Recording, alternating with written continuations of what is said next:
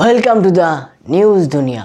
তো বন্ধুরা, আমাদের ছাত্ররা যারা শেখ হাসিনাকে আমাদের দেশ থেকে তাড়িয়েছিলেন, তারাই আজকে চাচ্ছেন একটা রাজনৈতিক দল গঠন করতে।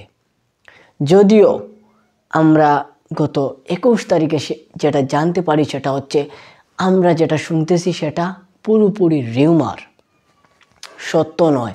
তারা কোনো দল গঠন করতে যাচ্ছেন না। কিন্তু এই কথাটাও কি সত্য? ভাই, যা রটে তার কিছুটা হলেও ঘটে। আর আজকে আমাদের আলোচনার বিষয়বস্তু হচ্ছে যে বন্ধুরা, আমাদের ছাত্র সমাজ কেন একটা রাজনৈতিক দল গঠন করতে চাচ্ছে, বা এতে তাদের ফায়দা কী, বা কেনই বা তারা রাজনৈতিক পথে হাঁটতেছে, রাজনীতির ভিতরে ঢুকতেছে। তো বন্ধুরা, আমরা যদি প্রেক্ষাপট হিসাব করি, দেখেন এখানে সিম্পল একটা বিষয়, আমাদের বাংলাদেশ হচ্ছে কেজিএফের কোলার গোল্ড ফিল্ড। ভাই, পুরা কেজিএফ পার্ট 1-এর কাহিনীটা মিলে যায় আমাদের দেশের সাথে। যেখানে আমরা যদি দেখি কেজিএফে, আপনারা যারা দেখতে পারতেছেন আমার সাথে রিলেট করতে পারবেন, আমার কথার সাথে রিলেট করতে পারবেন, আপনারাও বুঝতে পারবেন।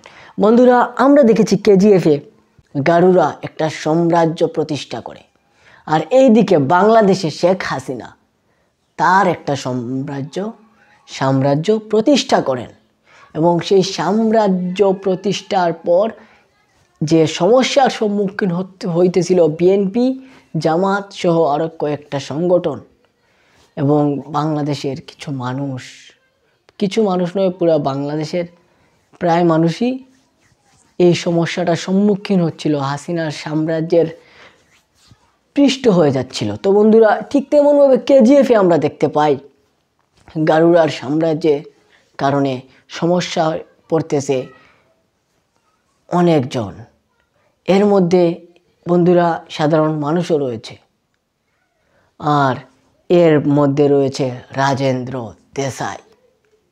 এখন আমরা যদি রাজেন্দ্র দেশাই এর সাথে তুলনা করি বিএনপিকে, বন্ধুরা, রাজেন্দ্র দেশাই যেখানে একদিকে চায় গাড়ুরার পতন এবং নিজে সাম্রাজ্যটা দখল করা, ঠিক তেমনভাবে বিএনপিও চায় কিন্তু হাসিনার পতন এবং বাংলাদেশকে বিএনপির আওতায় আনা। আর এর কারণে গাড়ুরা ওইদিকে কন্ট্যাক্ট দেয় কেজিএফের রকি ভাইকে। আর এদিকে আমরা রিউমার শুনি, আসলে সত্য কিনা জানি না, যে ছাত্রদের পিছনে ছিল বিএনপি, তারা পুরোপুরি সাপোর্ট জানিয়েছে ছাত্রদেরকে।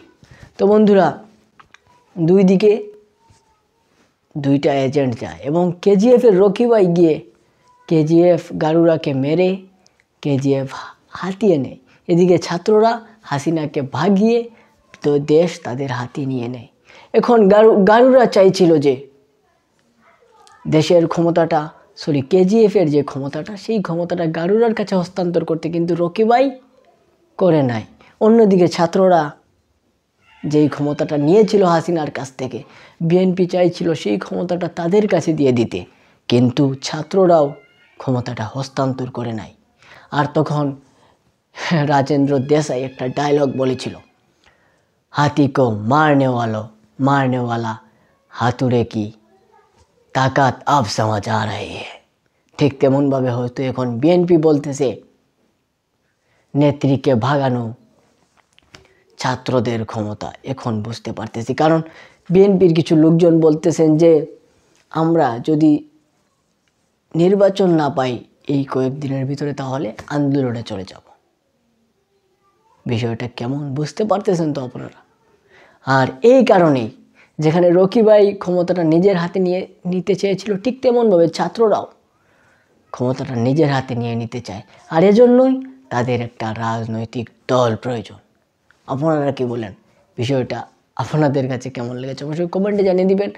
আর যদি আমি কোথাও ভুল করে থাকি আমাকে কমেন্টে ধরে দিবেন। আজকের মতো বিদায়। আসসালামু আলাইকুম।